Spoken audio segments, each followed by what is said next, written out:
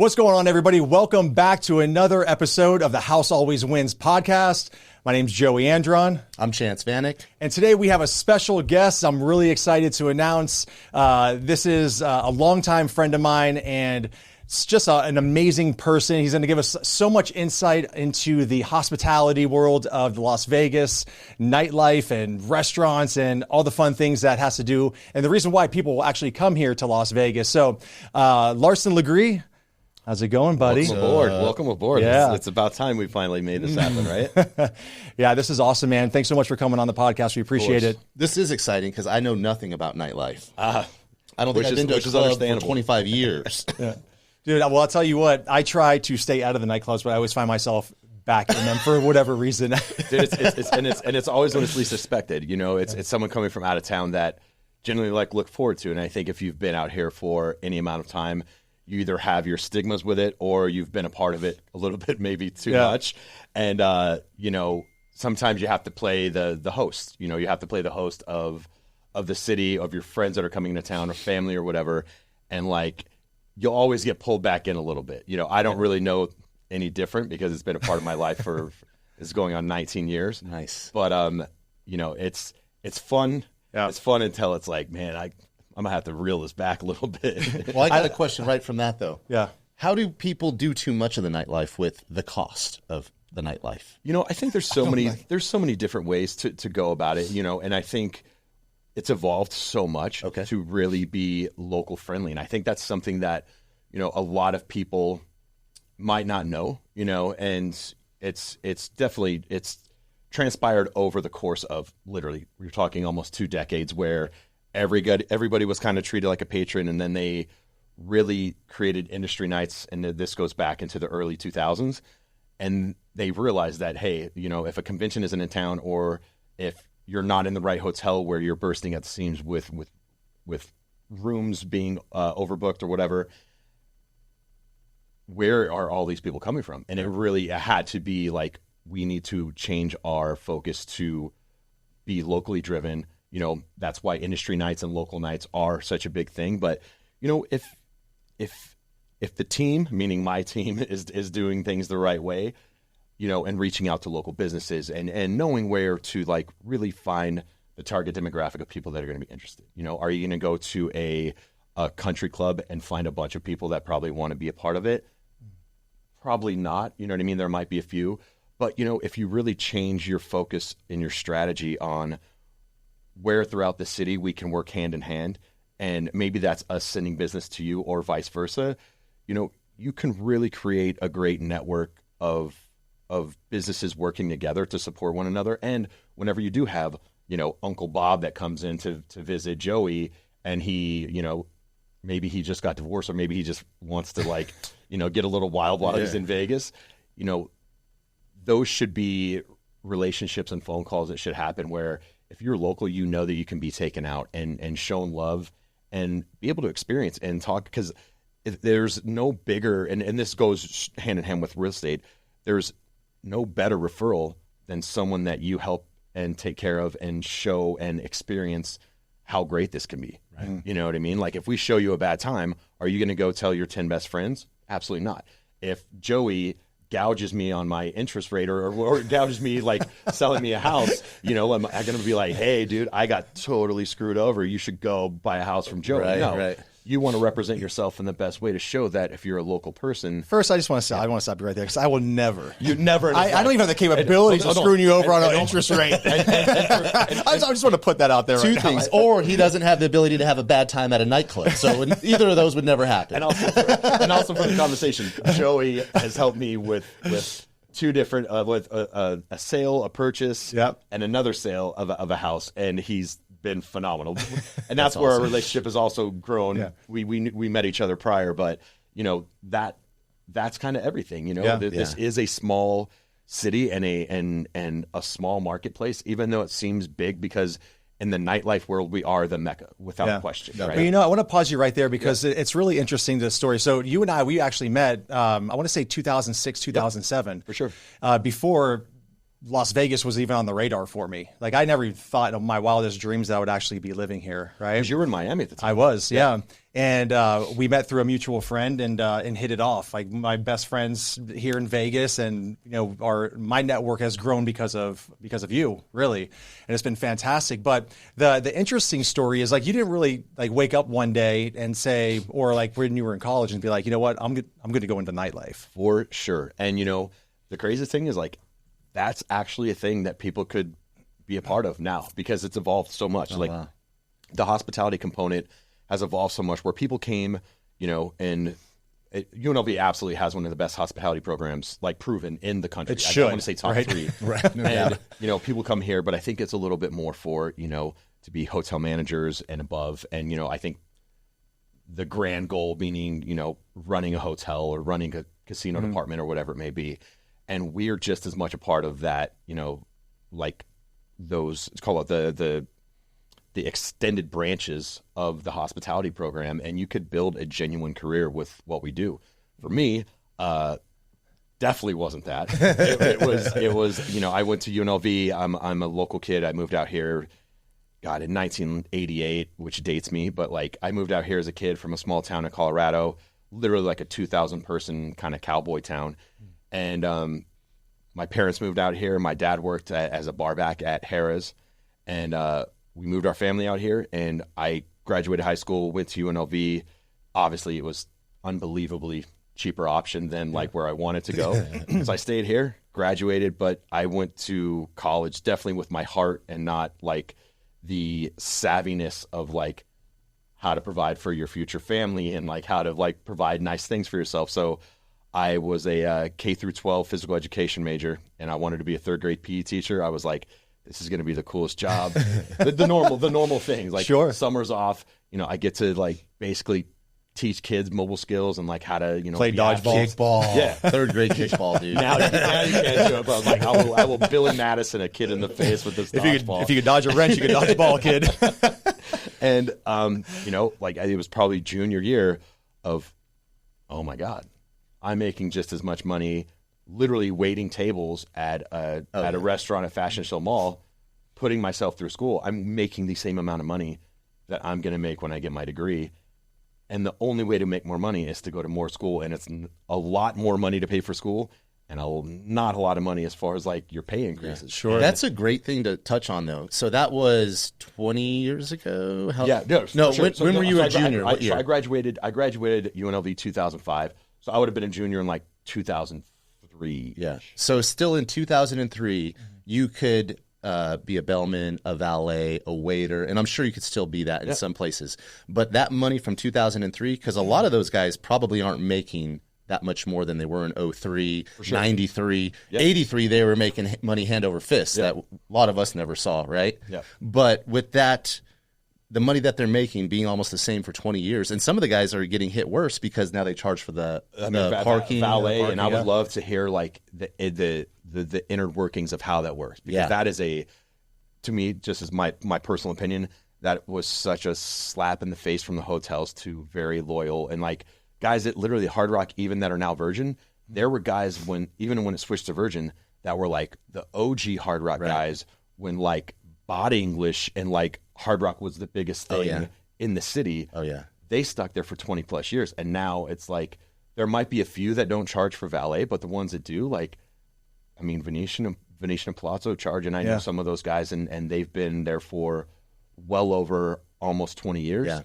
And I don't get involved in their finances, but like I know they got an hourly increase, but it's like how much did that affect? Like was it hourly increase? I guaranteed it wasn't enough to cover even for locals, like Karina and I, we go to the Strip all the time. To come meet you guys. We go out to party and stuff, and we go out to dinner, and that's what you look at as a consumer, right? You're pulling up to the hotel, and it's like, I can pay $15 or $25 for the first few hours, or I can spend $40 on the valet, and you're bypassing it. You're going straight to the parking garage.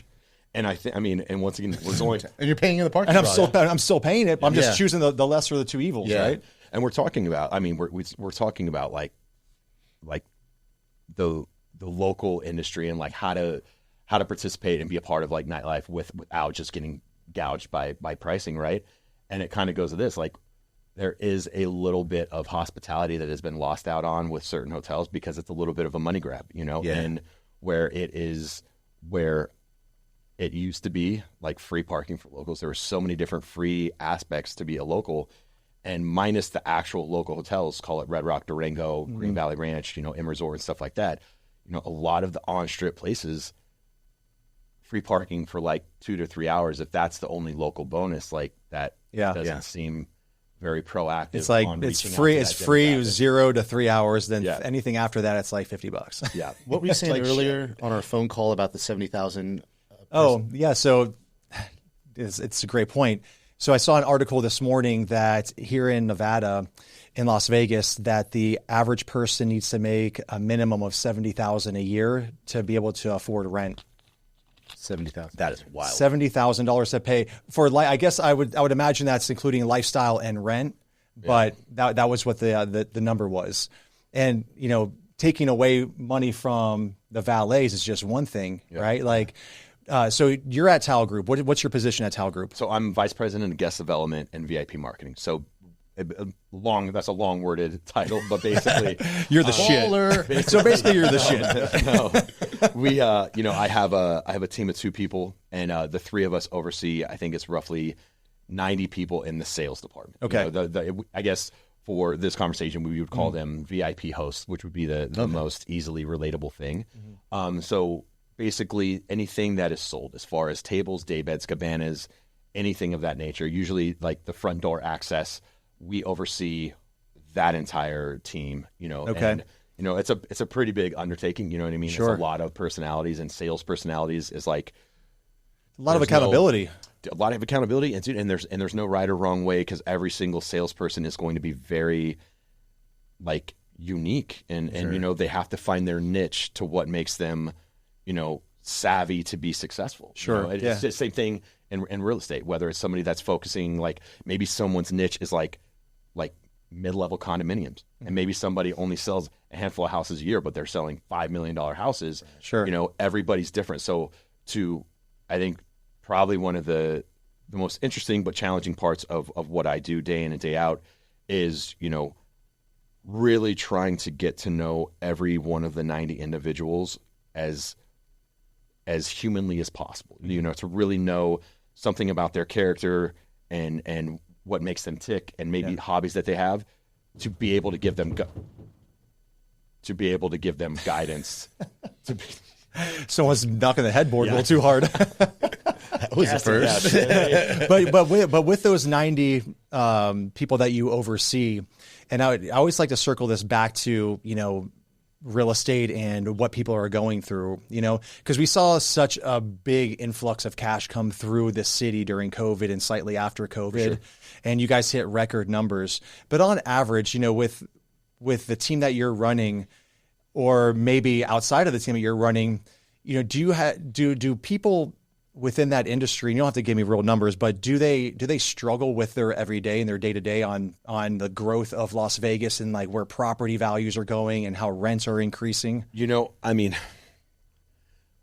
think yes and no. I think it's all money management to start. Sure. You know what I mean? Because they can make a great living. You know what I mean? Like doing what we do. It's very commission based. It's definitely, we definitely don't live by that, like the eat what you kill kind of like mindset, which is a lot of sales jobs. We definitely focus more on like many hands make light work. You know what I mean? Because if everybody's pulling their weight and everybody's being like, one of our kind of like mantras is be the teammate that you want to be surrounded by. You know what I mean? So if everybody's pulling their weight, if everybody's doing whatever they can to flip over stones and do whatever, Tao Group, and I will, this is something that was implemented very early on by the ownership. Like they contribute to what we end up dispersing to our team to make it so like that we don't have to hustle for tips and stuff like that, which is such a breath of fresh air. Is that something? Is that like a different way of management compared to other venues? Oh my gosh, absolutely. And I can't speak for other companies. Like I respect all of them, and we need friendly, healthy competition, right? But the way we've always ran our company and specifically our host team, which was a lot for people to kind of understand, because once again, nightlife did have a certain stigma, especially in the early 2000s, where like, you know, you hear these horror stories about people getting shaken down like at the front door of like the old venues, like the Pures of the world. Oh, and yeah. it's like, you kind of laugh at it now, but it's like it was a wild, wild west. Now it is like we're a hospitality group. Like, take nightlife away from it, take restaurant away from it. We are a hospitality group. Right. All of our venues are focused on being the most hospitable as we possibly can, and that is what's going to give us longevity. That's what's going to make people want to come back to us more, to spend more money. So like, we're creating the long dollar by just the golden rule. Yeah. Treat people how you want to be treated. Exactly. You know what I mean? I mean, and I think that's a broad stroke on everything, right? That's exactly how you should be and operate, right? It seems so like common sense, but so many people and so many companies don't operate that way. And I would, you know, for our audience, because I don't think people understand the magnitude of the Tao Group, the hospitality management group. I mean, you guys are like Goliath. I mean, right? it's pretty surreal. And the fact you said that, we just had a really fantastic like leadership, you know, committee meeting that's every senior director and above in the entire company. And these people coming from London, Singapore, Mexico City, New York, and they came to Vegas the week after Super Bowl. And it's pretty cool to sit and talk about like where we're at, where we started, our 5-year plan, et cetera. But it's when I started in 2005, we had one restaurant, one nightclub in Las Vegas, which is still there. Yeah, for sure. Yeah, we signed 20. The rad thing is we literally signed 25-year leases. Like, that's what we do. That's Tao. Yeah, where we had our Christmas party. Exactly. Okay. Yeah, and we are long term, and that's how we think. We don't want to flip over things. We want to create long lasting, you know, vibrant brands that last the test of time. You know, and to think that we started with this and going back to me being this elementary education major that's like, I'm just going to do this for a few years and then figure out life, you know, I think as a lot of people do right out of college. You know, I had an unbelievable mentor, Jason Strauss, which still to this day, you know, is talked to him multiple times a week. He's one of the co-CEOs, and he took me under his wing and made me look at nightlife. He changed my stigma before I even had one. Like, growing up here, even when I turned 21, I didn't go to nightclubs because I think I have the same like ideology that a lot of local people do. Like, man, I don't want to pay $20 for a drink, and like, you know, I don't want to have a dress code. I don't want to have those things. Right. And then having somebody that looks at it from a pure hospitality aspect of we want to make memorable experiences for people, and like learning the ins and outs. Like, it is a genuine business. It's not like nightlife is not a flash in the pan industry. But you know what's funny though is you know, you say healthy competition is always good, but how much of the competition have you guys taken over? I mean, well, yeah, hold on. Before we touch on that, so you said they're Goliath, and then you said 20 years ago, one restaurant. What are we up to now? So we are, I think we're hovering at 80 venues on 3 different continents. And it's unbelievable. Oh, I'm sorry. 4 different continents. Sorry. It's surreal, dude. That is crazy. It's really crazy. And but I say it so humbly that, you know, all of the people that travel to go open all of these different venues are people very similar to me that have like grown up beneath the ranks, and like there's not a lot of headhunting that goes on. Like, you create the headhunting like internally by like really having a healthy culture of what people like focus on when they're at every single level, whether it's a server, whether it's a entry level manager or whatever, and you build on it, and you build on the hospitality, the gracious hospitality culture. And like, dear friend of mine that was like, he was I think he's my age or maybe a year older. His name's Jared Bowles. And this dude was like an opening manager, restaurant manager at Tao when we first opened. So I'm a mulleted little entry-level VIP host. He's like an entry-level manager they brought from New York. And this dude is like senior vice president of global restaurants. And rock star. But that's so cool. That story is that's cool. that's the culture. And that's the vibe that Tao always puts out. It's and really cool, man. You see these, and this even goes like for the bottle server girls. I mean, there's been girls that since day one marquee. Absolutely. And they come back every season, or they're going pool to nightclub. It's like once you're in that venue, and a lot of them, well, let's say a lot of them, but you do have those the hosts and the servers that go out elsewhere when a new venue opens, and they always come back. One of the internal, and it's kind of like an internal joke, is all roads lead back to Tao. Yeah, it's funny. It's the truth, dude. Remember Palms? What's funny is because so Tao is like the road or the path or the way, right? Like that's like the translation of it. And so like one of the opening marketing taglines that we had was all road leads to Tao, and that was like a Thursday campaign I want to say that we did. And so that's where like the funny joke of like all roads lead back to Tao. Because like once you leave, you know, I think as humans it's very easy to think that the grass is greener. Sure. You know, every single person from top to bottom has thought that at one point in time. And, you know, I think like if you can take a step back at any point in your life, like instead of focusing on the things that are wrong with whatever certain situation, whether it's usually a job place, is like take a pause and like look at the gratitude things. You know what I mean? Like look at the things that are positive, and like there's a strong chance that you could internally change the things that are negative just by having, you know, a better outlook, you know, or instead of complaining, like, how are 3 ways that we could fix this? And whether you're a manager or whether you're a line level employee, I think one thing, Simon Sinek says this all the time. And it's like, it was a question that was like, how do I change the culture of something when I don't have the ability, like I don't have people underneath me that I can make changes with, right? And it was like, be like, almost like, I know it sounds corny, but like be the change. Right. Be the change and be the positive like message, whether it's a message or whether it is working harder, and just do it internally just for you and watch how people navigate towards positivity. Absolutely. It is just, that's great. I love that. It's innate as a human being to gravitate towards positivity. Yeah. You know, you have to fight. You to are not what you like attract. a really happy like person that like is no drama. Like there must be something wrong with him. Yeah. You know what I mean? Like you have to go out of your way. But like if you're that person, all of a sudden you start attracting all of this, and that's changing the culture. And you're changing it on a line level. And you know, I've always kind of had that mindset in my head, and you know, I'd still to this day, like if something's wrong, don't blame the whole business, or don't think that you need to like abort ship.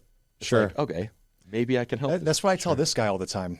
I tell him, I'm like, look, be the change you want. You say be the chance you want. Be the chance you want. Every day when he walks into the office, I'm like, God, chance, man, baby, change, make the change. It's chance, goddammit. No, but I love that, man. I love Tao Group. I mean, I worked there for a short period of time, and I had my short stint. 2 years. 2 years with the bathtub with the roses. I was wiping the bathrooms, and I was passing it. Hey, kudos to those guys, by the way. Kudos.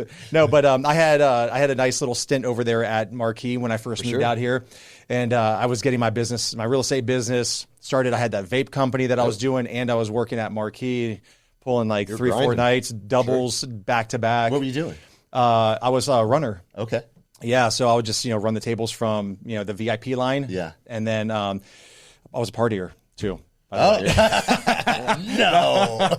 but yeah, it was a great experience. It definitely got me on my feet when I moved out here. Yeah. But I remember vividly, and I still talk about it to this day, like how much I was doing all at that one time. And then Juliana was just born, my daughter was born, and running 3-4 nights, and then doing all the other stuff I was doing after pre-shift. I looked at him at the elevators. I was like, I quit.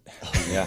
I was like, I'm literally going to break down. That was a pivotal moment in my my whole development. And it was like, I had to make that change. Yep. That was the change that I had to make. I was like, I just can't be jack of all trades. I need to focus on one. And thank God I started just focusing 100% on real estate at the time. And it was also a good thing, nightlife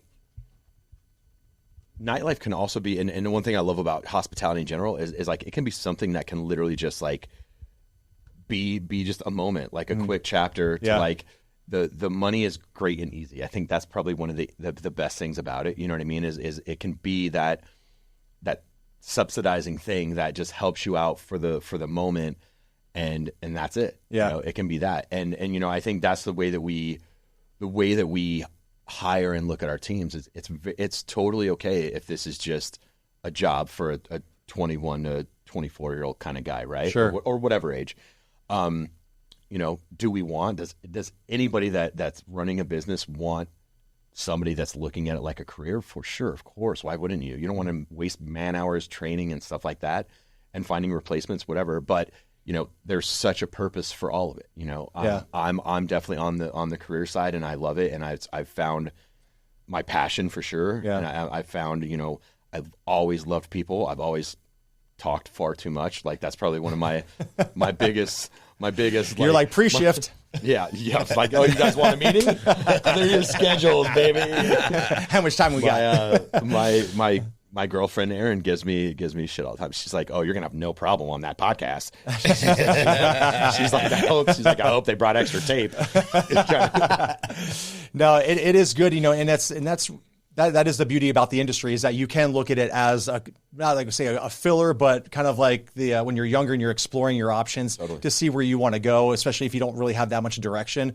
But it's a great opportunity for a young guy to get in there, or girl to get in there and make a lot of money over, you know, a course of time, and then work your way up through the ranks, like you said. Totally, and get exposed. I think one of the things that people don't talk about, you know, as much as they should, in my opinion, is it's such a melting pot on every level, right?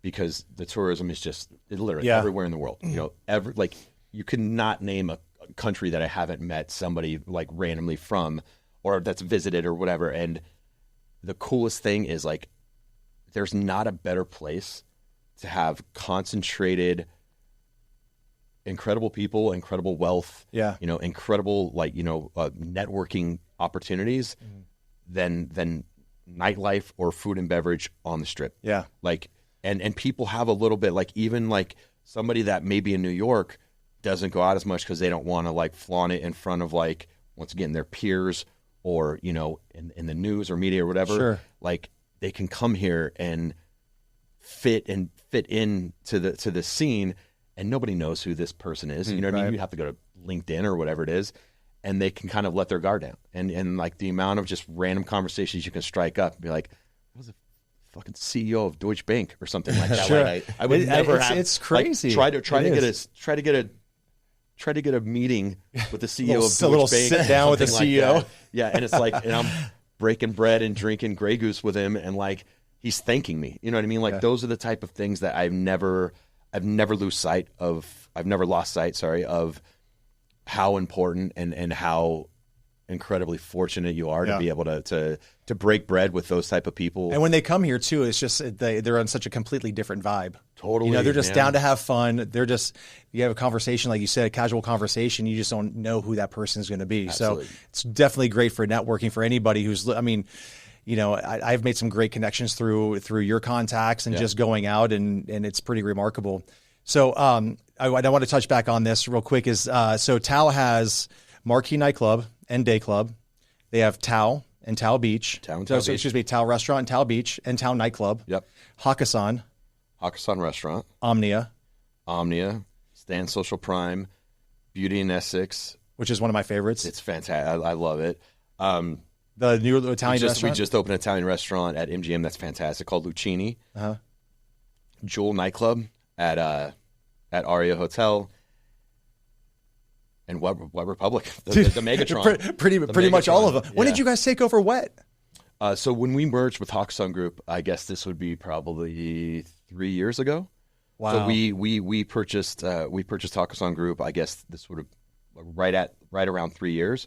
We absorbed all of their properties internationally. Damn. A few have fallen off, unfortunately. This was after COVID? Yes, after COVID, which is wild. You know, you go from COVID where, you know, I literally didn't know if my career was ever going to even start again, because we were second to last. Like, it was like live music venues and festivals. Yeah. Like we opened right before then, but we were on the absolute latter half of everything. And you go through being completely terrified about your career that you just dove into for more than almost at my life. Almost it was like, but on the other side of that, you guys had like your biggest year, didn't you? we had our biggest year coming out. So when we got when it was our full fiscal year of being like out of COVID with no masks and stuff like that, 2022 was. We don't know if we're going to see something like that again for a while, simply because I think it was pent up energy. It was very roaring 20s. Prepaid Visa cards. Yeah, those were stimulus checks, baby. Those were fun to interact those stimmies. with. But it was just shows you how much people need human interaction. I think that was probably like one of the most interesting, like, and people will do case studies guaranteed on that of secondary to like once again roaring 20s, like when everybody came out of that, like there was an entire multiple years that everybody wore their best suit when they left the house. Right. Every woman was wearing a nice dress with a hat. Like you wore everything the best of everything you had at all times, because you were just like, you wanted to showcase it, you wanted to be out, and you just wanted to like. Did you see that? Did you have like a different vibe of people? Because usually when I say that people like from different walks of life, and it was like the general admission crowd, like mixed with the top tier. Once again, human interaction. People just wanted human happy. interaction with no restrictions again. And you could feel it. The vibe was so awesome. positive. Is that vibe changed, or has that vibe changed? A little, Get away from me. a little bit, just because people are just being, I think, just more cautious. Yeah. It was like in 2022, sorry. It was like people are like, I know that I'm not coming back with this money. Like I'm consciously coming to Vegas because I've been in Modesto, like tied down, and I'm just ready to rip it, and that is, I mean, there's no better place on the planet than Las Vegas, and with what we do. So we got to see, you got to see the best of people that just were happy to be out. They weren't thinking, and once again, as we're seeing, they weren't thinking about long-term consequences of what they were spending. Sure. And we're seeing that in multiple different facets, whether it's loans, whether it's car loans being like repoed, like whether it's all these different things that we know are the highest they've ever been. 2022 was like the pinnacle of just absolute, let's just be human again. Yeah. You know what I mean? Like, and irresponsible. And we were responsible. we were responsible. Let's go make some bad decisions. Let's go make some bad decisions. Are we still not doing that? I pepper that in. Me. Sorry. No one told me. So the Sphere, MSG, you guys were involved in that as well. We so basically our our previous owners, MSG, Jim Dolan, he owned majority share of Tao Group during that time, and he was building the Sphere, and he wanted to pivot. He made a business decision, which totally respect, like the amount of man hours and just technology, and like this is the future of live music. It's a future of his company, and he needed to pivot. You know what I mean? So it was a blessing because he really, really was fantastic to work with. He helped us out in a major way. During COVID, he was literally responsible for, the purchase of Hakkasan Group. Right. And so we have so many things to be grateful and thank him for. And we had a really, really great, like, during the time. And once you work with like a publicly traded company, you have to have your shit together, dude. Yeah, And I think that was one of the first times where we really saw that we needed to get more structure to our company. Okay. We're unbelievable at what we did, but like that structure that came from a publicly traded company was also another just pivotal moment for us, because it made us like not grow up, because that sounds like condescending to where we're at, because we were very successful, but you really change the way that you operate in a certain way, whether it's financials or whether it's just the structure of your company and who answers to who. Something as simple as like the infrastructure of like the org chart. Yeah. So those things we developed through our kind of like MSG like tenure, and then when he pivoted, we have these amazing new owners that are it's called Mahari Hospitality. and they're a hospitality group, and they are much smaller, and they're very well funded, but it's really cool because they're from a hospitality background. Like the CEO of our new company was the CEO of Four Seasons International for years. That's top level, man. He's sharp, super sharp. When I say sharp, this dude's on a different platform. So going back to the Sphere, have you been over there? I have not. I haven't been over there either. It's awesome, dude. I went to like I think it was the third show of U2. Yeah, and it's cool, man. And the thing is, like, I'm not a big U2 guy. Like, meaning at home, like I'm not gonna sit. You're not jamming out here. Yeah, I'm not. yeah. I'm not that guy. It's a beautiful day. But you like that? I hit that note. You nailed it. But you will have a newfound respect. You'll have a newfound respect whether you love or hate U2. Yeah. The whole show, the age of those guys being able to like perform at the level that they do. Are they lip syncing? No, absolutely. Absolutely not, dude. No. Do they have like that the track that plays and then they sing over it? Correct. Yeah, I think that's kind of. I think that's kind of everybody, of course, right? Anymore. Yeah. I edit our voice on this podcast. I really sound like this.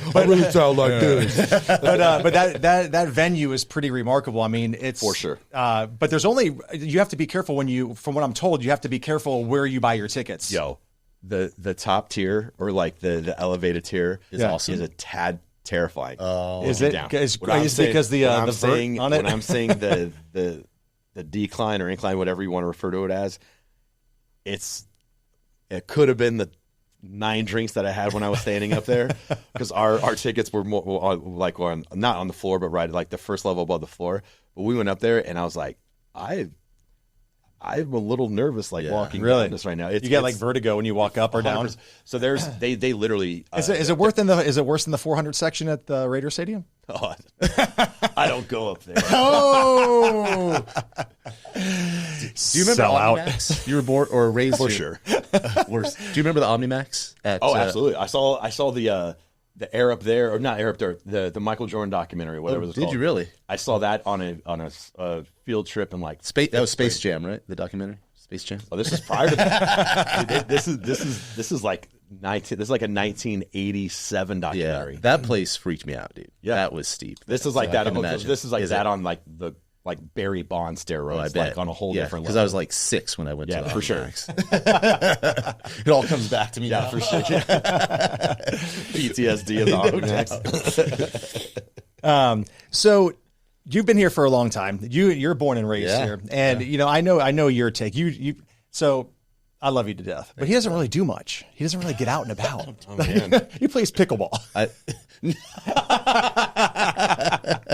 No, I'm just kidding. Yeah. I don't do those types of things. Yeah, I'm a dive bar guy.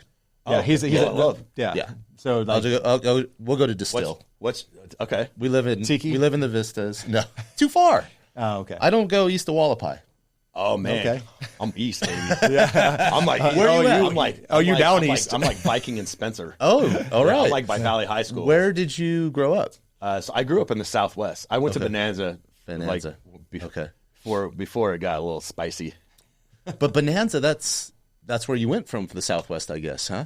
Because I mean, once again, you're talking 25 years ago. Sure. I went to high school, right? I lived on that. I actually lived on like Washington and Jones at the time. So I was zoned for Western. I took Japanese because I didn't want to go to Western. All my friends took Japanese for 3 years. Do you remember anything? Ichi ni san yango roku shichi hachi kyuju. Did you just count to 10? Yep, 100%. Yeah, I speak a Japanese. And for like the Southwest, I love the Southwest, but for me, I needed, like, if I was going to stay here, I needed a little bit more character in my house. My house that Joey sold me, my house. I love it, dude. It's a mid-century modern, 20-foot oleanders in the backyard.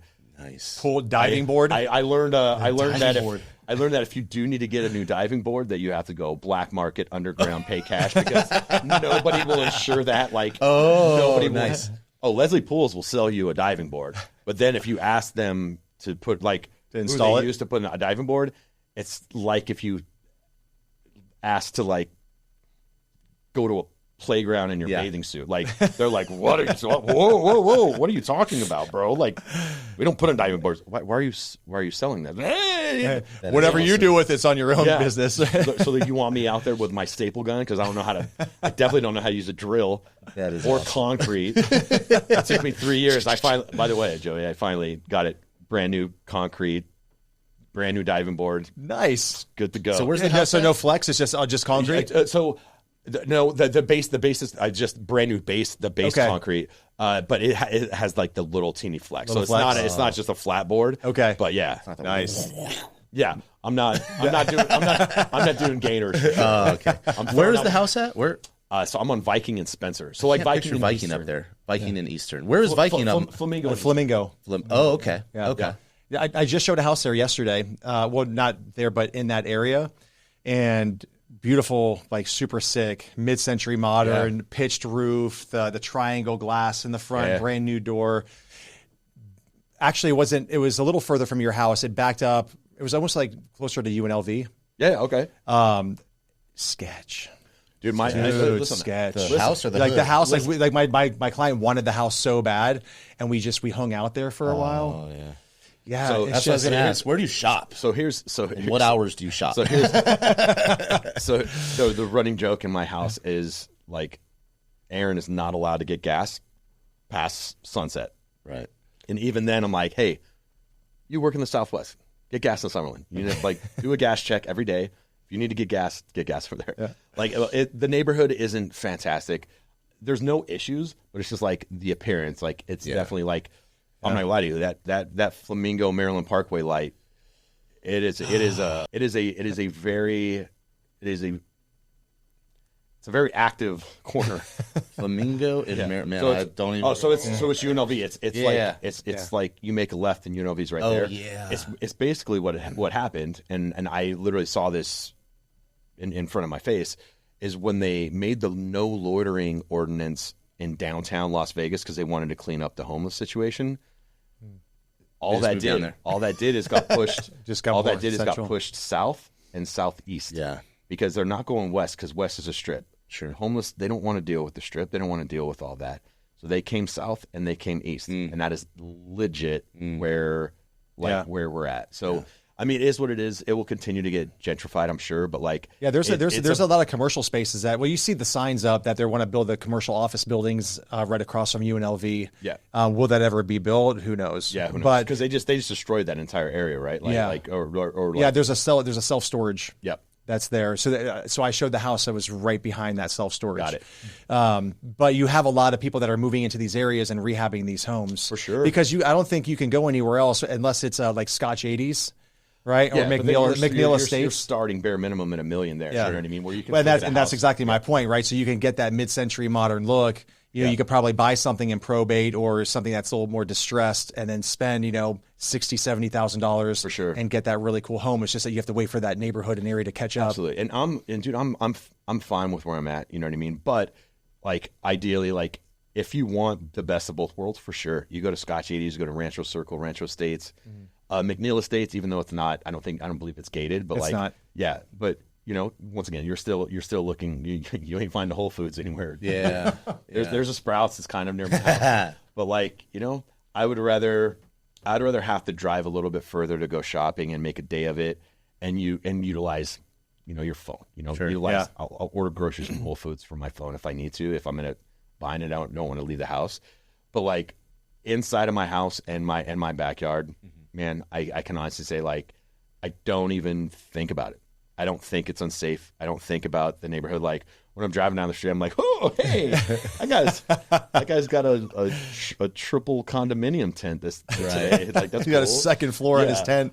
But, and it probably isn't unsafe. It's just not. They just have nowhere to go. It's totally. I genuinely, the humanitarian side, of course, dude. Like, I feel horrible. Dude, because it does suck. It's not a easy thing. There's no anybody says there's this easy answer for it. Yeah, there's not, because if you do any type of research on that community and culture, so many of them refuse to accept any assistance and sure. any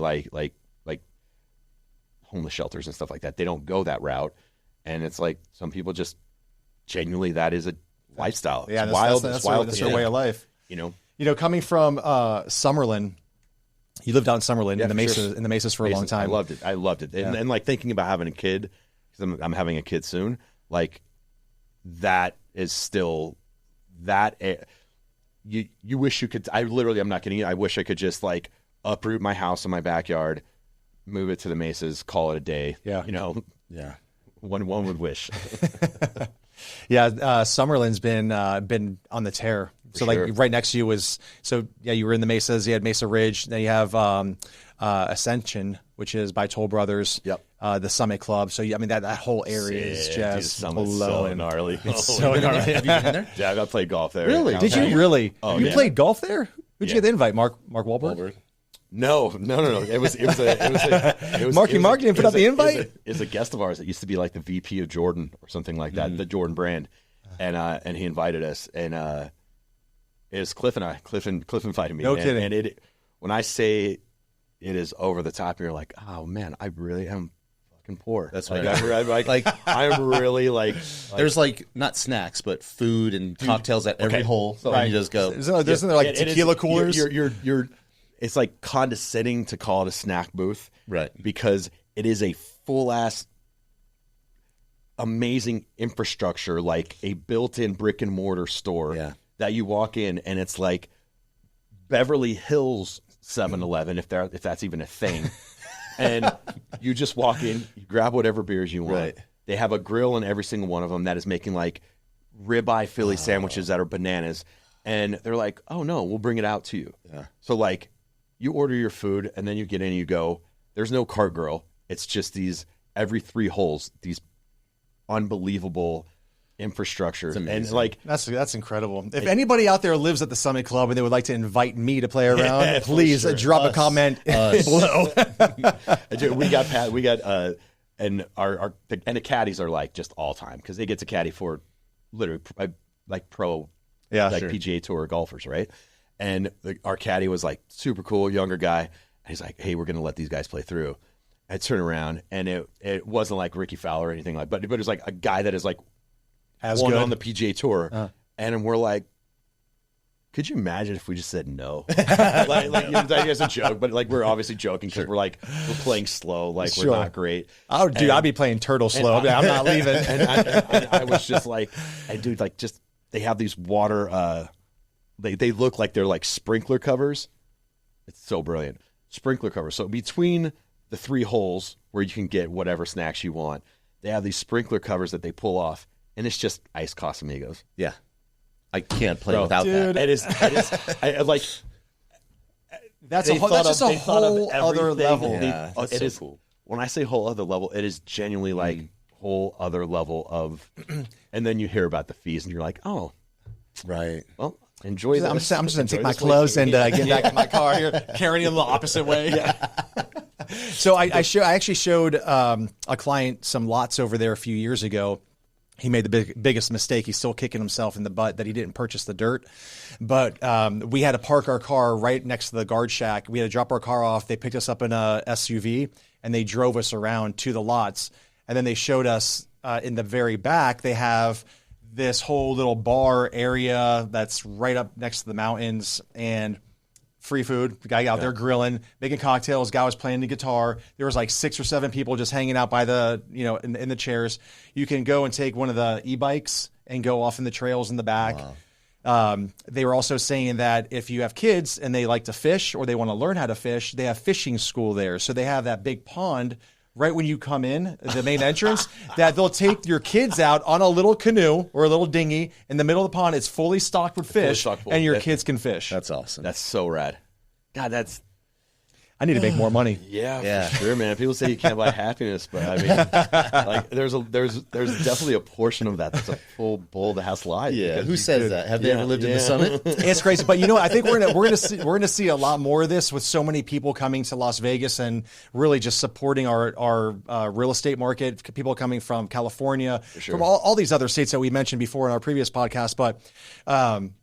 It's just going to keep driving prices. It's going to keep driving the standard of what people are looking for. Absolutely. And How do you feel about this market? Because you've been here for a long time and you've seen prices, from where they started to where they're at today. And you never want to live in a place where everybody's just completely priced out, right? You know what I mean? Like, you never want to get to the point where these mediocre at best apartment complexes are trying to gouge people $3,000 a month for a 1-bedroom. That's horrible. Absolutely. You know what I mean?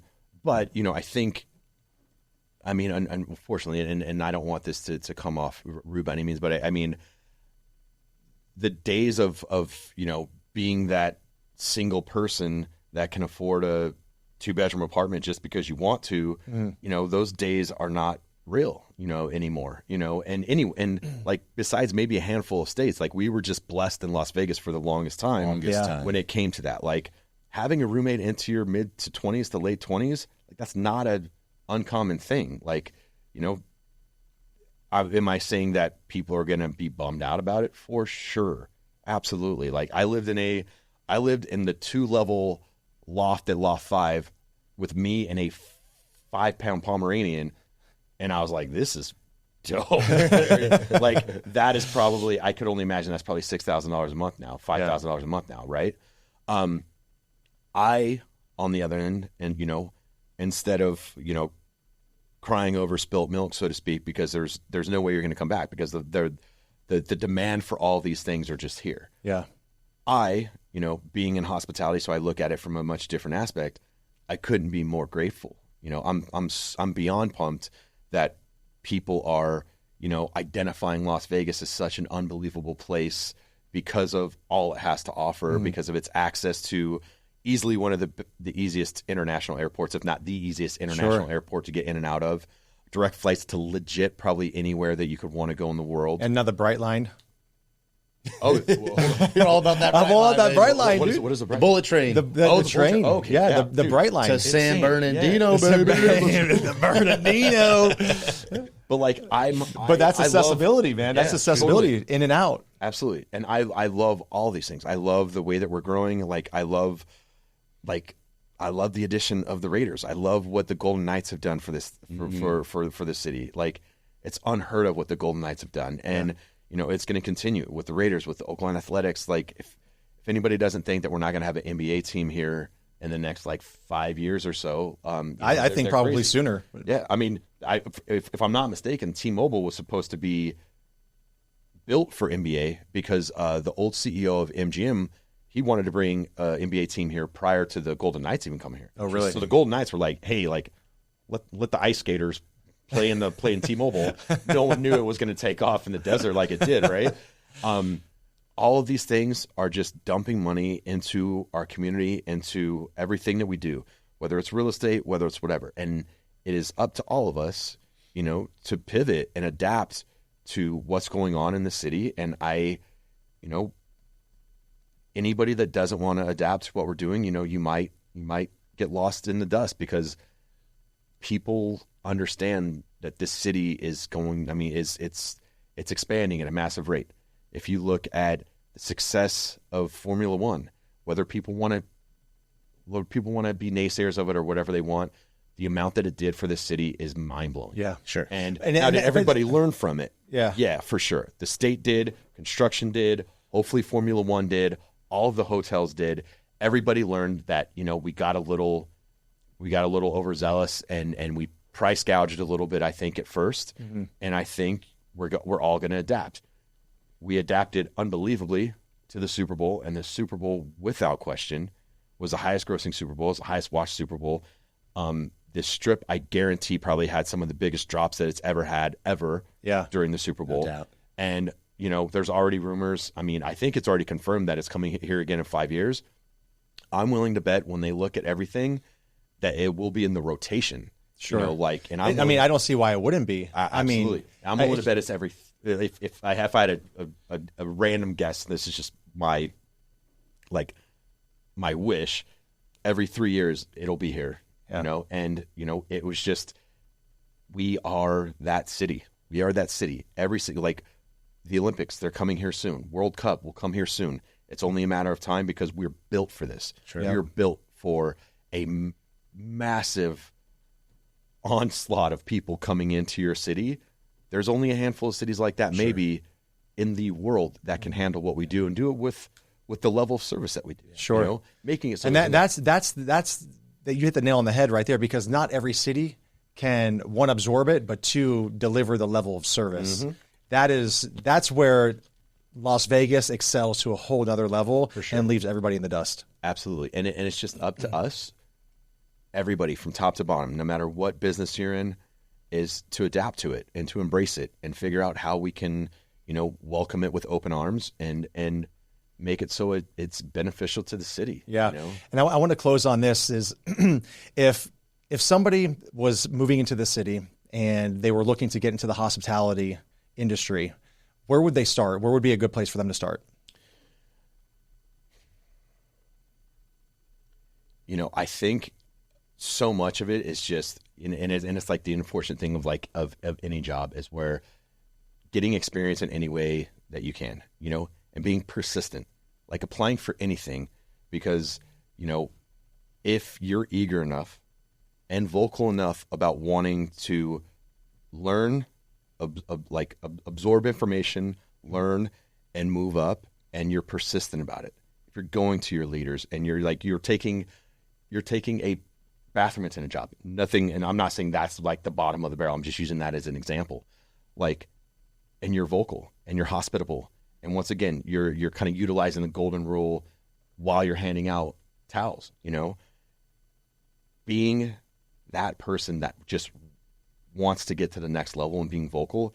Take anything that you can get just to get your foot in the door, absorb as much information, ask for as much information, because another thing that doesn't happen as much is certain people, a little bit of entitlement, you know, in nightlife. I think in most industries, young kids sometimes can be a little entitled.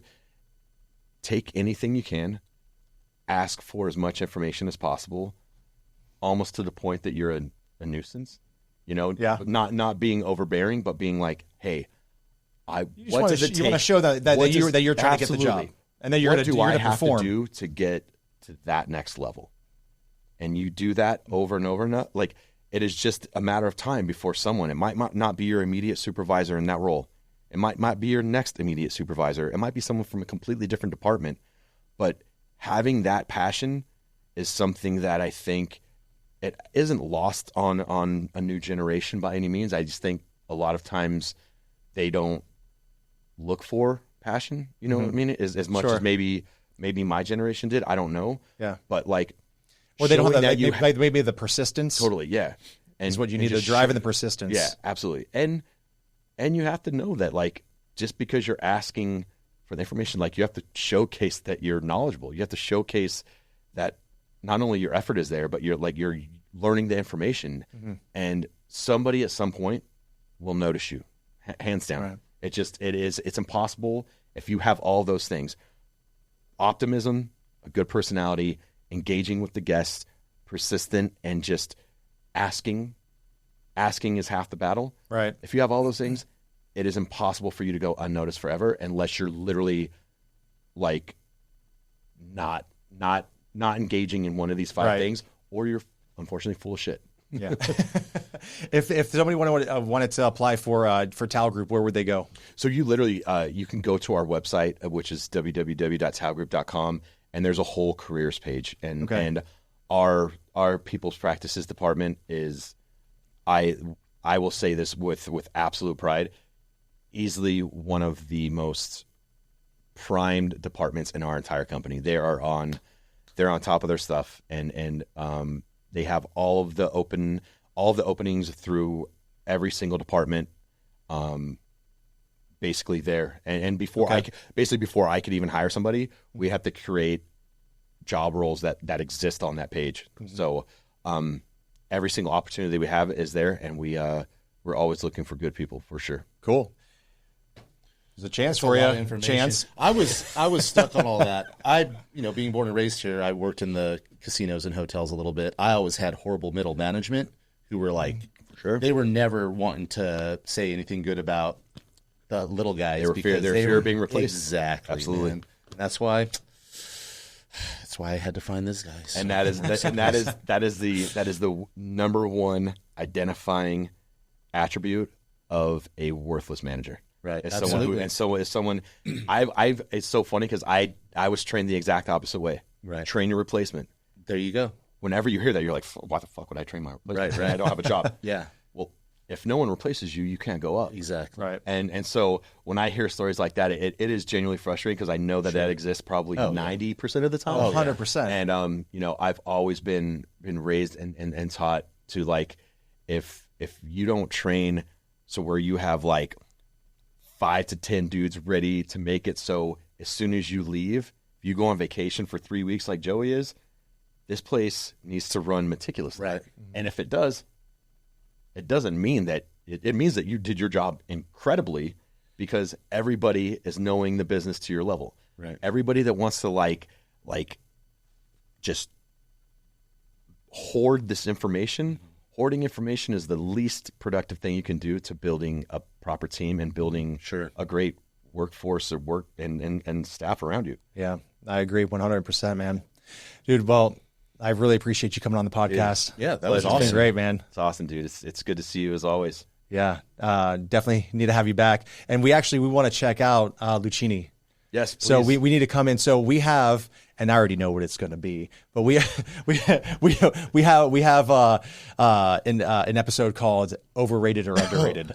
Oh wow, okay. And we're going out to the top places out. in Las Vegas. Yeah. And we're gonna rate them. Yeah. Overrated or underrated. Yeah. love it. You're picking up the next one. I got the food at the mountain.